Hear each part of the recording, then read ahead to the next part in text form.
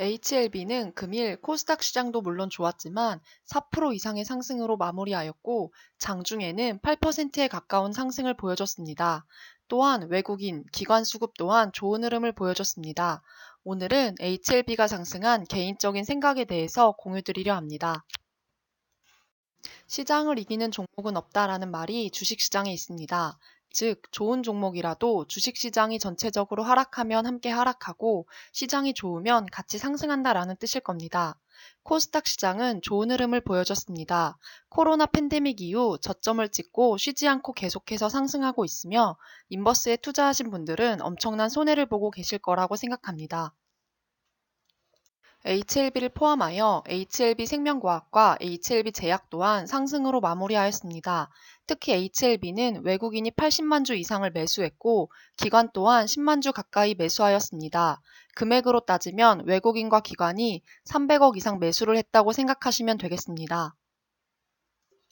코스닥 시장은 1996년 7월 1일 처음 개장되었으며 코스닥은 현재 1043포인트로 상장된 모든 종목을 대상으로 해서 산출되며 1996년에 비해 2021년 현 시점에서 10.43배 성장을 했다고 보시면 되겠습니다.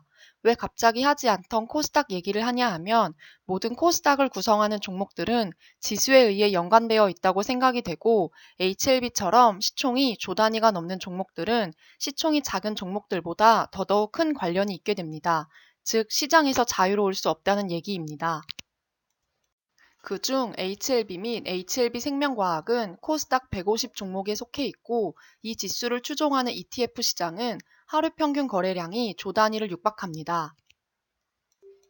금일 시장이 좋았음에도 불구하고 코스닥 상위 10종목 중 5종목은 상승하고 5종목은 하락하였는데 알테오젠 및 시젠은 비교적 크게 하락하였고 카카오게임즈와 HLB는 상대적으로 크게 상승하였습니다.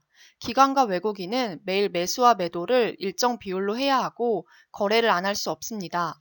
최근 코스닥 추종 ETF를 외국인이 많이 사들이고 있습니다. 즉, 외국인은 코스닥 상승에 베팅하고 있다고 생각됩니다. 개인적인 생각입니다만 현재 뉴스가 없이 4% 이상의 상승을 보여준 HLB도 상대적으로 시가총액이 큰 종목들이 하락하게 되면 지수가 떨어질 수 있으니 외국인, 기관이 코스닥 지수를 끌어올리길 원했고 그로 인한 매수세일 것이라는 생각을 해봅니다.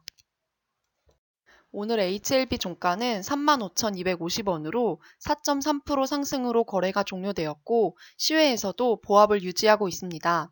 현재 개인적인 생각으로 매물대를 보았을 때 HLB의 현재 물량을 가진 세력의 평단과 최근 공매도를 친 세력의 평단가는 아직도 비슷하다고 보여집니다. 매물대 상단 라인이 33,750원인데 최근 전환사채 물량 400억 중 일부를 전환하고 남은 300억에 대해서 33,750원으로 리픽싱이 되어 있다는 것을 주주분들도 알고 계실 겁니다. 이 두 가격이 거의 같다는 건 우연의 일치인지는 잘 모르겠습니다. 그래도 매물대를 지지하고 오늘 상승한 부분은 좋은 흐름이라고 볼 수 있겠으나 증선이 및 위험 NDA 신청에 대한 것이 남아있는 이상 주가 상승에 안고 가야 할 부담이라고 하겠습니다. 주식을 하시다 보면 매수는 기술, 매도는 예술이란 말을 들어보셨을 겁니다. 매수 때보다 매도를 할 때 사람은 더욱 심리적인 것에 의지합니다. 매수를 할 때는 기준을 가지고 매수하지만 매도를 할 때는 기술적인 것들이 눈에 들어오지 않습니다.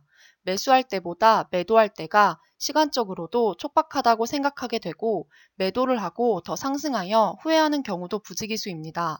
주가 자체가 매도는 심리 싸움이 크게 작용합니다.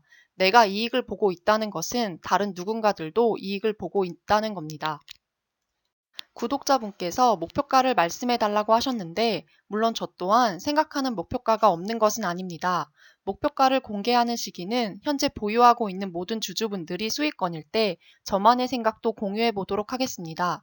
오늘의 상승에 큰 의미를 부여하기는 힘들지만 그래도 상승하니까 기분은 좋습니다. 지난번 영상의 일부를 공유해드리면서 오늘은 여기서 마치도록 하겠습니다.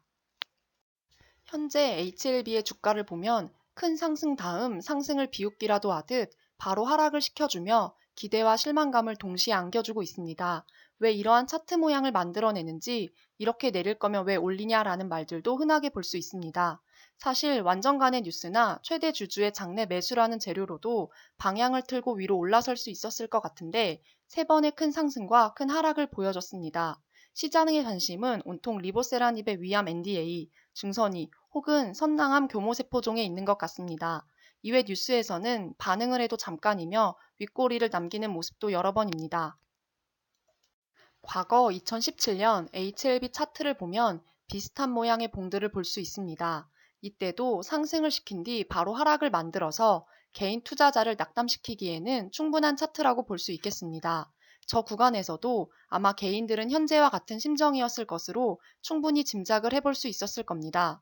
똑같이 큰 상승을 보여줬지만 윗꼬리를 만들며 종가는 보합 수준으로 만드는 모습까지 똑같습니다. 하지만 이후의 차트는 어땠을까요? 결국 지나고 보면 잔파도였습니다. 보여지는 차트 이후로도 엄청난 상승을 했었습니다. 주식을 매수하지 않았던 시점에서의 차트를 손으로 넘겨가며 지나고 보면 그냥 저랬었구나 하는 일봉도 내가 그 시점에 HLB라는 주식을 가지고 있었다면 상승과 하락을 반복하면서 기대와 동시에 역시나 하락하는 것을 보고 크게 낙담했을 겁니다.